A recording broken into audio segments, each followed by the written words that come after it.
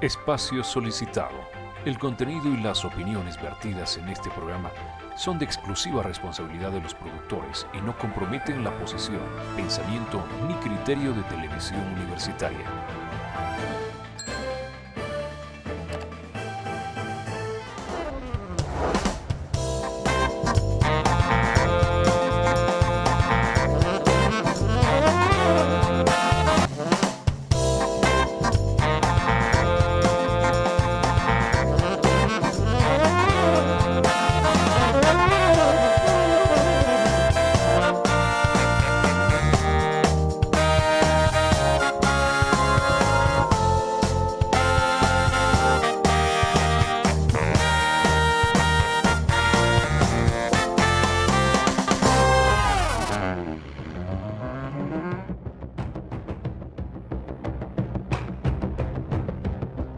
Muy buenas noches, estimados televidentes. Bienvenidos a su programa Gestión y Desarrollo.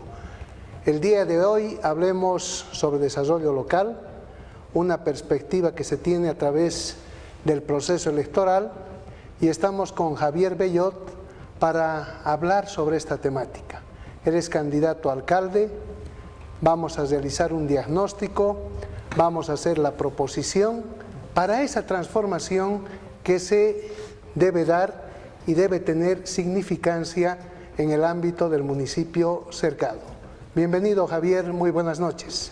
Buenas noches, Alfredo.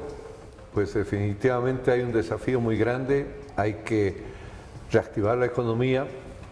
Hemos tenido un periodo demasiado complejo por muchas variables de orden político, económico y toda la afectación del contexto mundial. Sin duda alguna es importante activar, reactivar la economía, porque la economía boliviana está estancada y con inflación.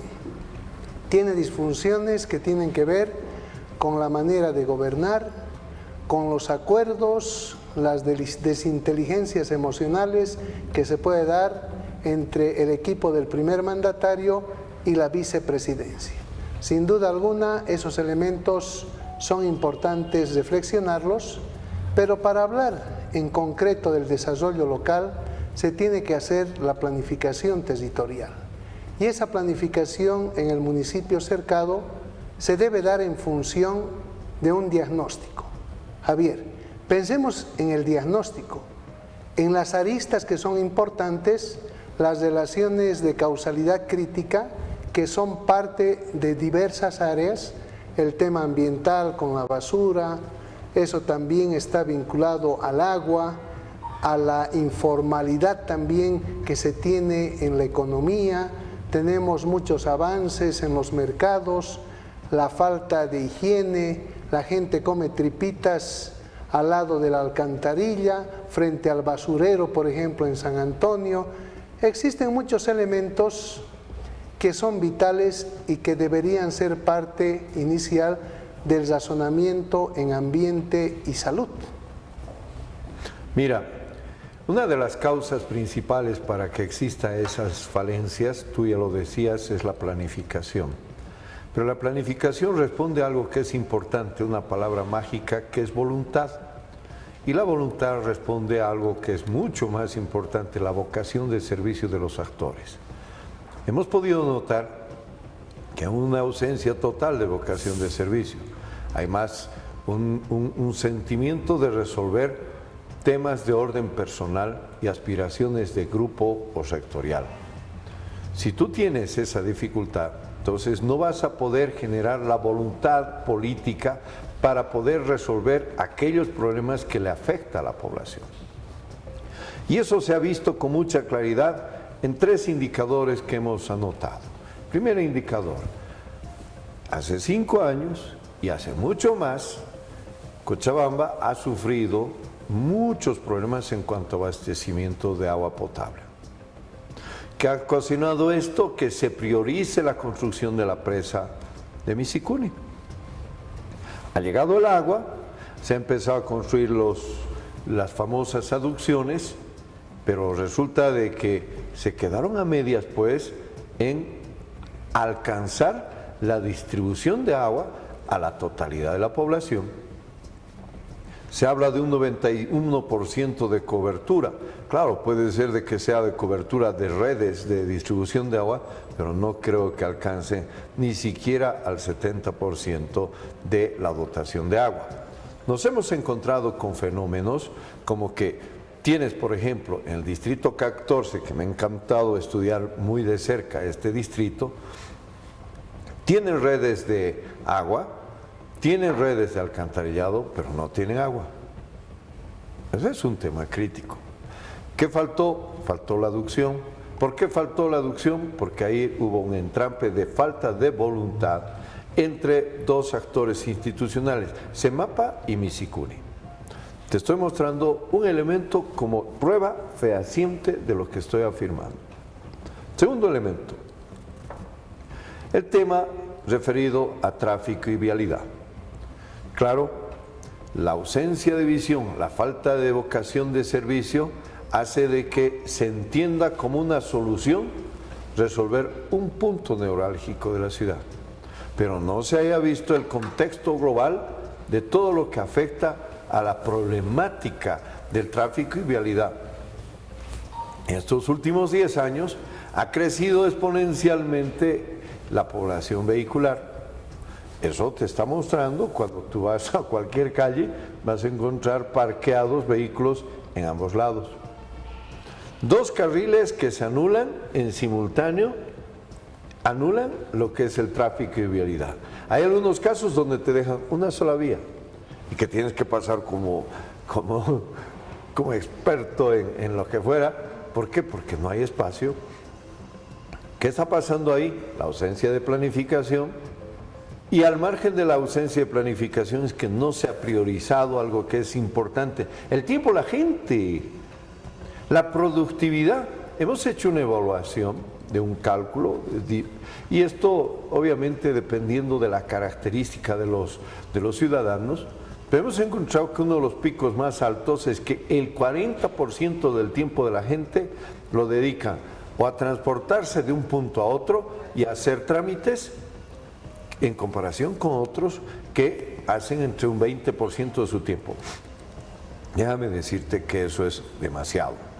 ¿Por qué? Porque si empiezas a tener una mirada comparativa con otros países, no existe eso. No existe. ¿Por qué apenas llegan a un 5 y 10% de la asignación de su tiempo al transporte o a trámites personales? Entonces, cuando de pronto no puedes producir durante el 35% de tu tiempo, entonces la productividad del país, en vez de subir, baja. Y esa es una de las limitantes que debería de ser una política de Estado de facilitar, de simplificar, de abreviar procesos y también facilitar el tránsito a la gente. Y eso no se ha considerado a la hora de hacer diseños de parques, jardines, rotondas, puentes y cuantas otras cosas. Y ahí, ¿qué faltó? Vocación de servicio y voluntad. Claro, lo que falta es una buena investigación, que sea el diagnóstico para la proposición, para esa visión, que sea el sueño compartido, comprometido, realizable de actores sociales e institucionales. Si en la coyuntura sufrimos es porque improvisamos, negamos esa planificación y nos damos cuenta, por ejemplo, en los tópicos que son parte del diagnóstico, que tenemos un gran problema en la planificación espacial, pero por otro lado no tenemos esa capacidad logística para movernos en el mundo de transporte. ¿Qué significa todo ello? Que no hemos sabido hacer economías de escala. Tenemos muchas movilidades que no son las adecuadas, que cobran por el transporte, pero que no generan un servicio de calidad y también no han tomado en cuenta la celeridad para transportar a las personas que son parte del mundo económico laboral, que son parte del rendimiento y la productividad, hoy cuestionadas por los resultados que tenemos en Producto Interno Bruto departamental y particularmente del municipio cercado. Y hay algo que también me llama la atención, que tiene que ver con ese 70% de acceso al agua, pero ese acceso al agua tendríamos que razonarlo en relación a la aducción, pero fundamentalmente al cambio de cañerías en el casco viejo, podemos decir, o todo el municipio. ¿Qué es lo que pasa en el devenir del tiempo? Nos damos cuenta que esas cañerías han ido reventando o se les ha hecho algún ajuste por la presión de la distribución de agua de Misicuni hacia Semapa y de Semapa hacia los domicilios. Pero si no se cambian las cañerías, estamos hablando de una contaminación grandísima por plomo. Así es. A ver, quisiera hacer dos puntualizaciones. Tú hiciste una afirmación muy importante, la ausencia de un diagnóstico fruto de una investigación. Quiero decirte que hemos encontrado tantos estudios, pero tantos estudios que se han realizado en la Universidad Católica, en la Universidad Mayor de San Simón, por organismos internacionales que han pretendido buscar ser parte de la solución de los grandes problemas de Cochabamba. Pero dime, si hubo voluntad, por eso la palabra central de esta entrevista va a llamarse voluntad. No hubo voluntad política y no hubo la voluntad ni siquiera de los comprometidos en el área técnica a dar lectura a estos trabajos de investigación y mucho menos de tener la voluntad de seguir la secuencia de políticas, estrategias que habrían desarrollado los anteriores gobiernos municipales. Claro, llega ahí, ¿no? Yo soy el nuevo, borrón y cuenta nueva, y todo lo pasado, pasado. Pero no se dieron cuenta es que tomar esa actitud estaba interrumpiendo un proceso que estaba en proceso de maduración. El mejor ejemplo, la basura. Año 2014 ha habido muchos organismos que han propuesto, alcalde de ese momento, de que ya se haga la separación de la basura. Se prepararon una serie de contenedores de color verde, otros de color amarillo, pero no se concretó porque no hicieron algo que era importante, saber recoger la basura por separado. La educación para el recojo y la educación que acompañe. Pero entra el que le sigue y dice, no, no, eso no sirve y vamos a diseñar una nueva estrategia. Y llega el siguiente y a pesar de que ha habido sugerencias y recomendaciones, no le interesó y le metió nomás y enterró plata, porque nosotros vemos la basura como plata, como dinero, y lo que digo, como Jorge, como money. Como claro, parte tendría que ser la basura de un modelo de economía circular. Exactamente, pero aquí vamos a ir ahora a aquello que hacía referencia. O sea, hecho referencia es que la ausencia de dar valor al esfuerzo que hace la academia para sugerir y recomendar, y al esfuerzo que hacen los organismos internacionales que acompañan con estudios, ponen evidencia de que no existe la formación suficiente de quien le lideriza a saber escuchar ese tipo de opiniones. Entonces improvisa, como decías. Ahora bien, en cuanto a los conceptos del planeamiento estratégico de la región, es que lo que hemos podido ver es que Cochabamba está tan atomizada, pero tan atomizada que, te digo, hay sectores y actividades que hacen lo mismo en simultáneo, derrochando bienes y servicios y además el tiempo de la gente y las expectativas de la gente para encontrar soluciones. Y eso no debería suceder. ¿Por qué? Porque estamos en un país tan pobre, que cada peso cuenta. Pero resulta de que nos damos el lujo de hacer acciones paralelas. Entonces, eso muestra que no ha habido actores con la visión estratégica a hacer un planeamiento claro. La ausencia de políticas de Estado. Nuestro programa, estamos proponiendo políticas de Estado. ¿Por qué? Porque a partir de lo que nosotros demostremos que la basura es dinero, en el tiempo ya no va a haber botaderos. No tendría que haber botaderos. Con el agua, que la forma como lo estamos planteando, que voy a extender un poquito ahí, no tendría que haber ningún problema y más bien tendríamos que estar felices. Mira, un pequeño ejemplo. Cada que llueve, la ciudad se inunda. Pero resulta de que hay una disposición municipal de hace muchísimos años que define y determina que toda construcción tiene que tener una faja jardín o un espacio jardín dentro de su vivienda. ¿Cuál era el objetivo? Es que todas las aguas pluviales se depositen ahí y se infiltren. ¿Qué han hecho? Han agarrado y le metieron nomás y que los ciudadanos se arreglen. Se han impermeabilizado calles, se han impermeabilizado casas, se ha impermeabilizado todo. Que un estudio que ha evacuado recientemente JICA a través de la gobernación te dice que cerca del 85% de la superficie de Cochabamba está impermeabilizada.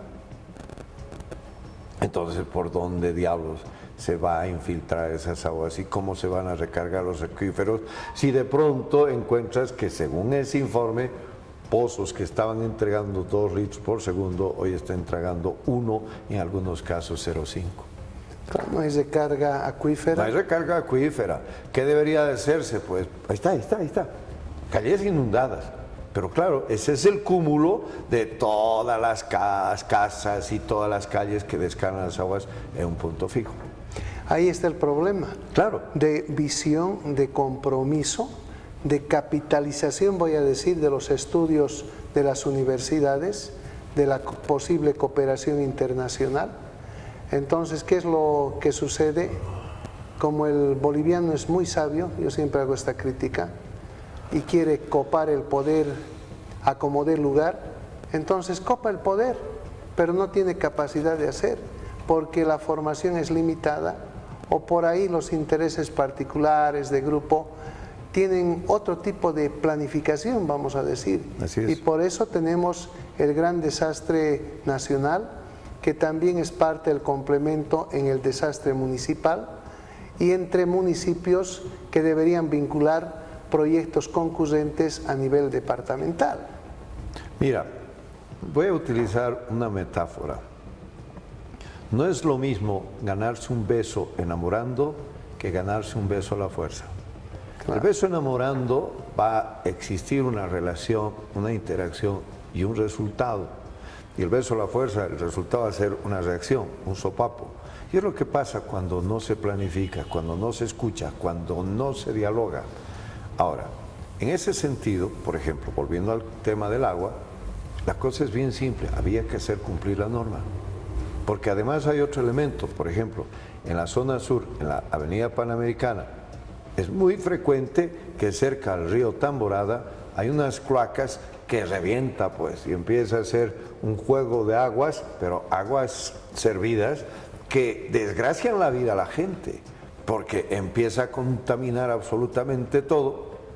¿Por qué? Pero claro, nunca los fiscalizadores controlaron de que las aguas pluviales las incorporan en las alcantarillas. Se quejan, pero no hacen nada para corregir. Es más, me he encontrado con viviendas que se están construyendo sin faja jardín, pero la alcaldía no está haciendo nada. La obligación, hacer de que tengan faja jardín, pero ahí está, son los pesitos, la corrupción. Entonces, eso no puede ser. Ahora bien, la causa de todos nuestros problemas se resume en 3 palabras. Ausencia de vocación de servicio. Un servidor público tiene que pensar en el bien mayor, la gente. Segundo, voluntad. Voluntad para poder desarrollar las acciones y proyectos y escuchar a todos. Y lo que es más importante, la ética. La ausencia de ética ha hecho que lleguemos a esto. Por eso te encuentras con políticos que quieren violar la Constitución. Por eso te decía, el beso a la fuerza, violar la Constitución y ser reelectos cuando se les prohíbe. Violar la Constitución, utilizar los bienes del Estado para hacer proselitismo político cuando la Constitución se los prohíbe. ¿Y dónde están ahí los organismos de control y fiscalización? No tienen voluntad de hacer ese ejercicio. Entonces, ¿para qué están ahí si no van a cumplir su misión? Entonces, todo esto gira a ese juego de palabras y conceptos que probablemente muchos van a compartir con nosotros. Ahora, ¿qué hay que hacer frente a eso? Hay que involucrar a actores que tengan vocación de servicio.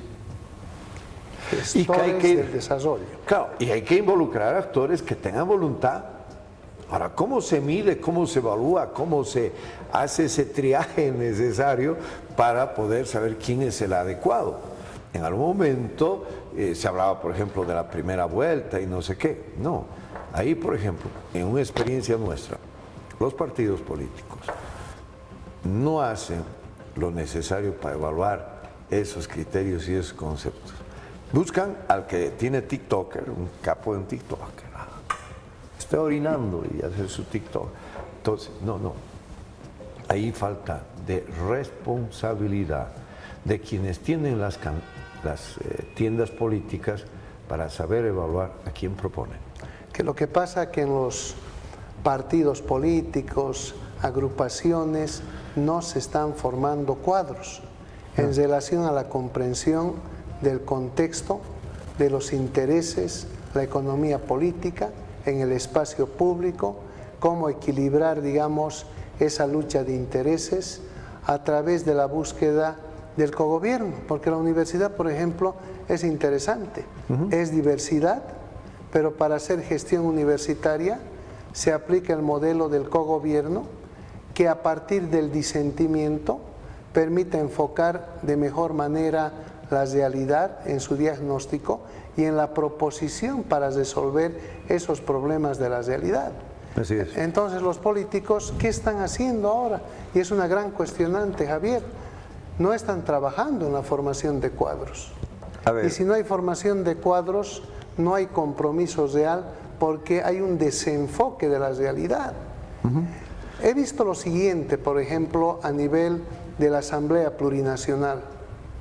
Jovencitos que no tienen conceptos claros, que se ponen la pilcha y se ponen a hablar a través de los medios de comunicación sin los conceptos claros, sin la comprensión de los contextos. Y también acá viene esta reflexión que es importante.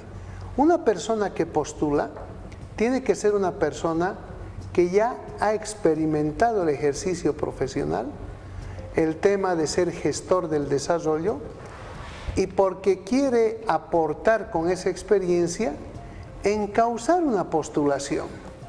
Vos no estás empezando la carrera, estás culminando tu carrera en el entendido de haber sido y eres empresario inversor, sabes dónde están los errores para poder corregirlos y fundamentalmente te has movido en un modelo planificado.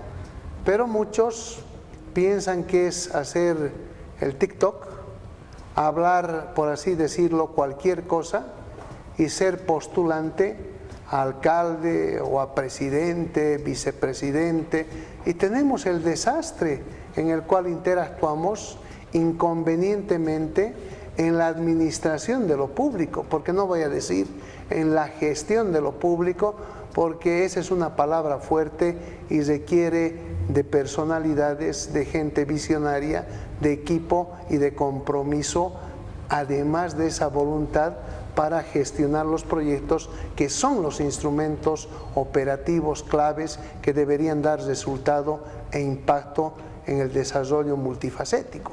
De acuerdo. A ver, mira, lo que he podido percibir a lo largo de todos estos años es que entre los años 70, 80 y tal vez hasta los 90, había una materia en la formación de los chicos que se llamaba educación cívica, no física, cívica, donde el maestro, además de reflejar comportamientos políticos y muchos elementos históricos que gravitaron en la historia del país, es que formaba al actor a saber entender cuáles eran los valores éticos, cuáles eran los valores morales y los valores institucionales para poder entender cuál era la razón de la creación del Estado. Y eso para mí es inducción. Estás induciendo al ciudadano a conocer el por qué se estructura el Estado, a dónde tiene que ir el Estado y cuál es la misión constitucional que cumple el servidor público. Y en este último tiempo se ha podido observar esa ausencia de formación cívica, a tal punto de que te encuentras con ministros que utilizan la bandera como servilleta, a tal punto de que te encuentras con actores que no saben entender cuál es el valor de un símbolo patrio. Ojo, esto no es un discurso del viejito que está de salida, que les está diciendo por qué nos respetan. No, no, todo tiene su razón de ser. Y esa razón de ser nace a partir de una estructura organizacional del Estado para que todos en consonancia puedan contribuir al bien mayor, el bienestar de todos los ciudadanos.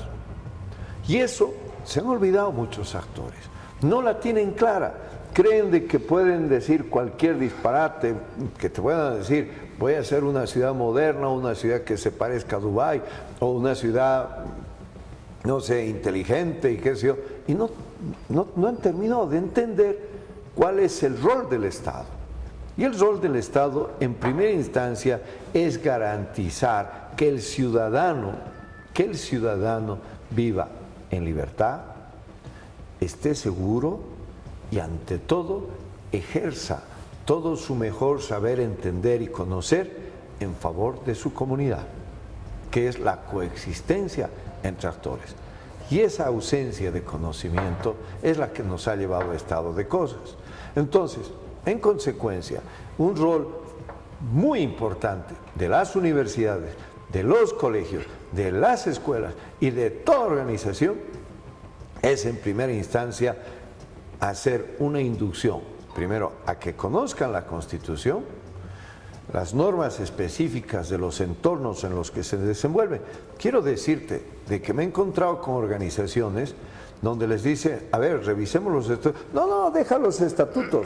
¿Por qué? Porque definitivamente aquí ejerce la resolución de la Asamblea y la Asamblea es magna. Un cachito. Aquí no hay que la Asamblea es magna. La Asamblea también tiene sus límites. Claro, y el estatuto delimita el actuar de la Asamblea. Claro, porque si la Asamblea se vuelve salvaje, puede determinar cualquier cosa.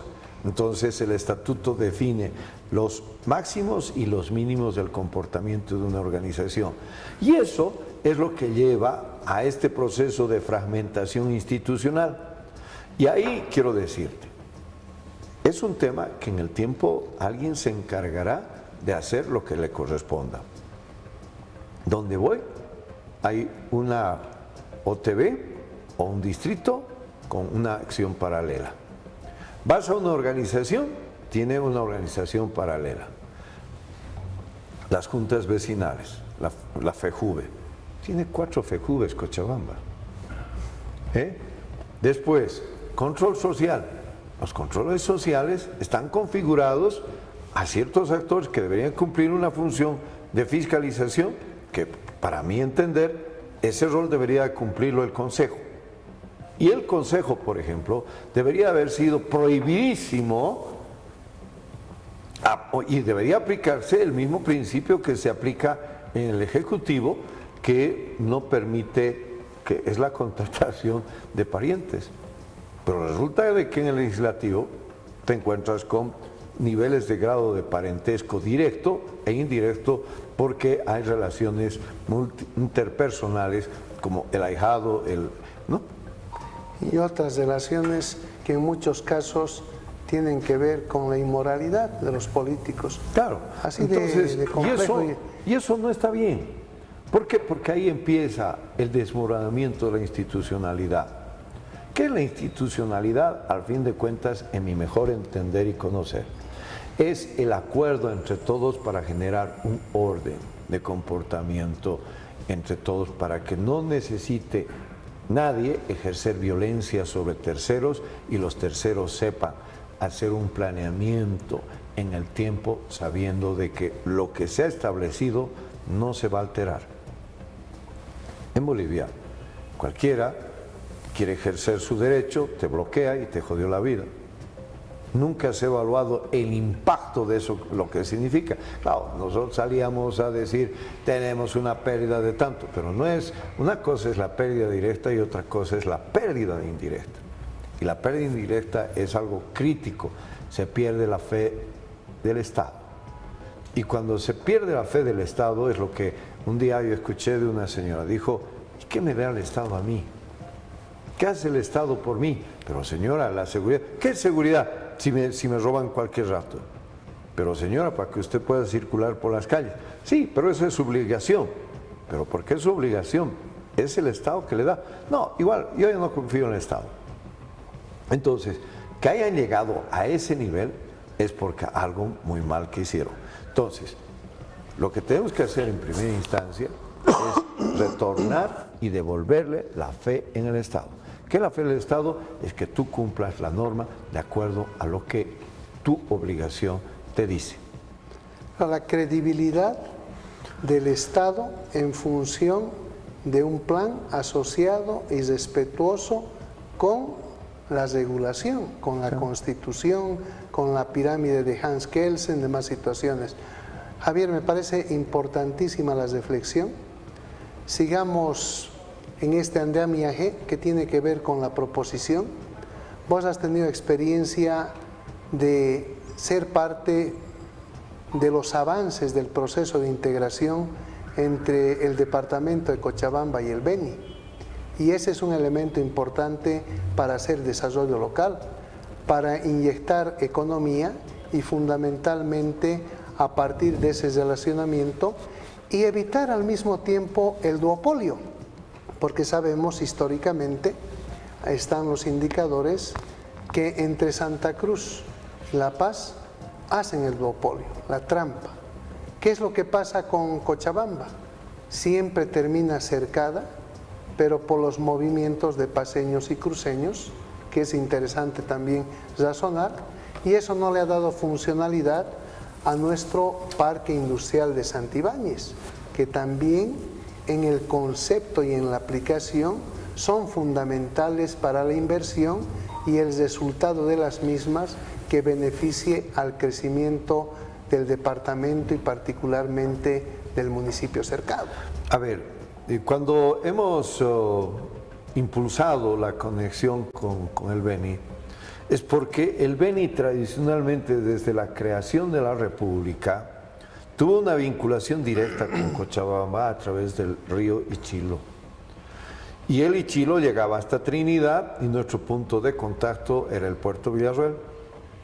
Hasta el año 1990, todo lo que producía el Beni, madera, almendras, carne, cuero, arroz y todo aquello, venía vía Ichilo Mamoré hasta Cochabamba. Y por eso es que hasta los años 90 teníamos aserraderos, peladoras de arroz, curtiembres, beneficiadoras de la almendra y todo aquello.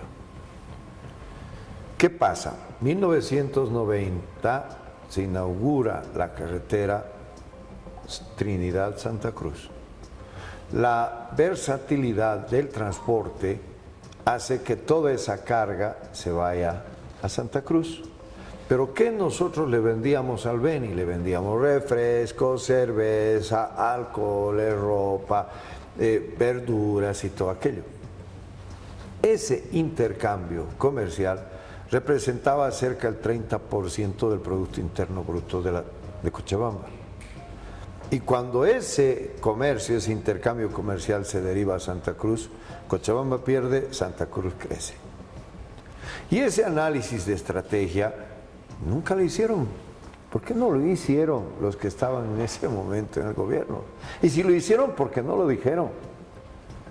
¿Por qué? Porque lo que había que haber hecho era priorizar nuestra conectividad con el Beni. Ahí se han generado una suerte de discusiones si era a través del TIMNIS o no. Que ahí habían planteamientos tecnológicos, podías hacer todo un puente de 40 kilómetros para poder alcanzar la conectividad sin afectar al entorno ambiental, ni la fauna, ni nada. Pero no hubo voluntad. Y no hubo voluntad para los que se oponían, pero porque ahora resulta de que igualito nomás avanzaron los chaqueos, igualito nomás están ahí. ¿Y quién está yendo a hacer cuidado? ¿Qué han hecho? Posponer el desempeño económico de la región. Ahora, el tema de la conectividad Cochabamba con Hilo. Quiero decirte que si hay uno de los elementos más importantes que le interesa al Brasil, voy a poner aquí, Brasil allá, resulta de que el Brasil tiene la mayor producción que tiene es en todo lo que es el estado de Rondón y Mato Grosso. Y esa producción para ellos representa muy oneroso llevar hasta los puertos brasileros y darse la gran vuelta por el canal de Panamá o por el estrecho de Hormuz para llegar al Asia. Que ellos han visto la proximidad desde la frontera hasta Trinidad, Trinidad, Cochabamba, Cochabamba, Puerto de Hilo. ¿Por qué fuimos a Hilo? Hilo fue un hito muy importante. Resulta que ya habían sido hace 25, ahora ya son casi 30 años, que había un convenio bilateral entre el Perú y Bolivia para hacer uso de los puertos de Hilo. Que Bolivia podía emplazar su puerto y podía construir una terminal portuaria con muchas libertades y todo. Correcto. Pero resulta de que a ese momento teníamos a los puertos chilenos, llámese Arica, llámese Iquique, que tenían más de 94 días en paros por distintas razones, razones laborales, razones de todo orden, y nuestro comercio de exportación y de importación se vio limitado. Entonces, ¿qué hicimos? Fuimos a buscar alternativas, pero con doble impacto, de que la carga desde el Brasil pase por Cochabamba, porque eso que implica inyectar recursos a nuestra región. Y además de que se desarrollan los servicios logísticos para que podamos nosotros fortalecer nuestra economía. Pero claro, resulta de que algunas personas que no entendieron, les encanta hacer paros y bloqueos hasta por costumbre. Por si acaso. Hasta por si acaso. Y lo peor de todo es que tuvimos un ministro de gobierno, que por cierto no sé por qué no está siendo procesado, que estaba el bloqueo ahí 2, 3, 4, 5, 6, 7 días y nadie hacía nada. Estaba la policía más bien ahí ayudando a que el bloqueo sea efectivo, porque ponían los carros para que no pase. No había nadie que te guíe en rutas alternativas y teníamos 7 días de desgracia. Entonces, eso, por ejemplo, no está bien y no estaba bien. Y es una de las razones por las que hemos tomado esta decisión de involucrarnos en ser parte de un modelo complejo que es dirigir la cosa pública, pero la cosa pública tiene que ser administrada desde una perspectiva totalmente distinta. Tiene que ser técnica, tiene que tener tiene que ser moderna, tiene que estar a la par del desarrollo tecnológico, tiene que aplicarse principios de digitalización de procesos, tiene que ser una gestión de alta transparencia y de alta eficacia, donde se priorice lo que dice la Constitución. En vez de hacer un edificio, asegurar el agua del sur. En vez de hacer un puente, asegura que las calles sean fluidas. En vez de remover la laguna, hace pues plantas de tratamiento. Entonces, con eso creo que vamos avanzando y tendremos otro espacio para poder dialogar. Sin duda alguna, Javier, importante la interacción en gestión y desarrollo. Has dado el panorama sistémico para caer en el desarrollo local municipal, que es importante para que la inversión tenga resultado, tenga impacto. Por eso me ha parecido interesante el conversatorio del día de hoy y estaremos en otra oportunidad haciendo el complemento de estos elementos. Las palabras de despedida, por favor. Muchas gracias por escucharnos y son simplemente decirles que estoy tan orgulloso de nuestra gente, de esos cochabambinos de ñeque, de esas cochabambinas valientes y de toda esa gente que está comprometida y ante todo con identidad, que sabe y siente que es cochabambino, esos de cepa, que habla quechua, come choclo, come su yahua y además tiene el orgullo de ser de Cochabamba. Muchas gracias. Gracias a Javier Bellot, que va de la mano con Mario Severich, el doctor Mario Severich, que está de candidato a gobernador. A él también lo tendremos en gestión y desarrollo. Muy buenas noches.